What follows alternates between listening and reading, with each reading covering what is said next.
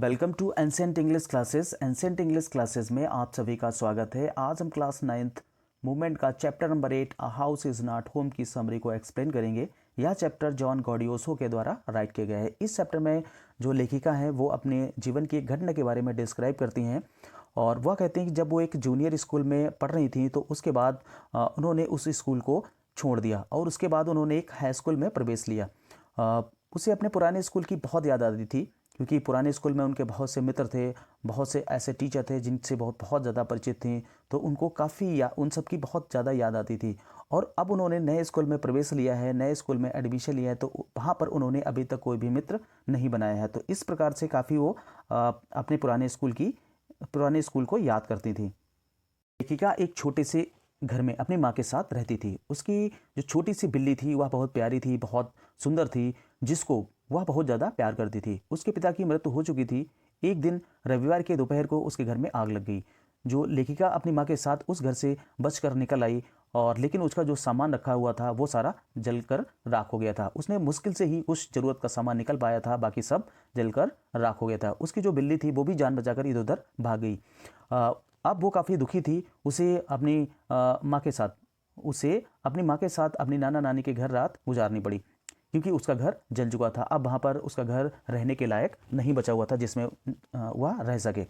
तो अगली सुबह को जब वह अपने स्कूल गई तो जो स्कूल की ड्रेस थी वह नहीं पहने हुई थी क्योंकि उसके घर में आग लग चुकी थी, जिससे उसकी जो ड्रेस थी, उसके कपड़े थे, जितने भी कपड़े थे वो सारे जलकर राख हो गए थे। उसने अपनी मौसी के टेनिस के जो शूज़ थे वो अपने मौसी से उसने मांग लिए और वही वो शूज़ पहनकर स्कूल गई।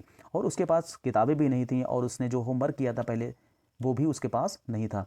लेखिका बहुत उदासी और घबराहट महसूस कर रही थी। वो काफ़ी परेशान थी और बार बार अपने जो है नए स्कूल के बारे में सोच रही थी और वह अपने जीवन से काफ़ी ऊब चुकी थी।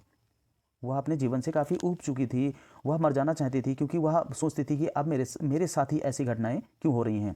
किंतु कुछ सप्ताह के बाद वह बहुत ज़्यादा आश्चर्यचकित हुई क्योंकि उसके स्कूल के जो बच्चों ने उसे बहुत सी चीज़ें उपहार में दी जिसकी उसे बहुत ज़्यादा ज़रूरत थी, जैसे किताबें, कपड़े, चॉकलेट, पेंसिल, इरेज़र, पेन, ये सारी ज़रूरत की चीज़ें थीं वो उसको दे दी और कुछ कपड़े भी थे। अब उसने बहुत से बच्चों से दोस्ती कर ली थी। अब उसके काफ़ी दोस्त थे क्योंकि पहले यहाँ पर इस स्कूल में कोई भी उसके दोस्त नहीं थे। अब उसके पास मतलब उसके काफ़ी दोस्त थे और उन बच्चों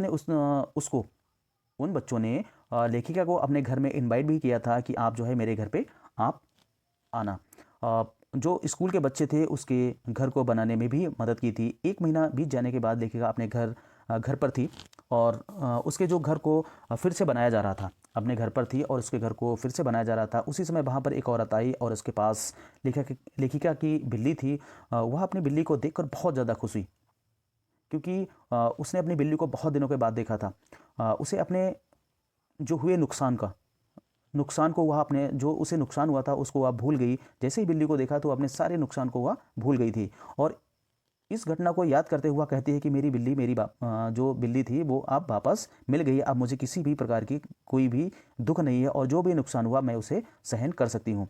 इस प्रकार लेखिका अपने जीवन और अपने आसपास के लोगों में इंटरेस्ट करने लगी थी क्योंकि वह काफ़ी ऊब चुकी थी। लोगों में उसका इंटरेस्ट ख़त्म हो गया था, आसपास की चीज़ों से भी इंटरेस्ट ख़त्म हो गया था। लेकिन जैसे ही उसकी बिल्ली मिली तो उसका जो एक इंटरनल फीलिंग थी उस तरीके से अब जो है वो आसपास की चीज़ें और लोगों में इंटरेस्ट महसूस करने लगी थी।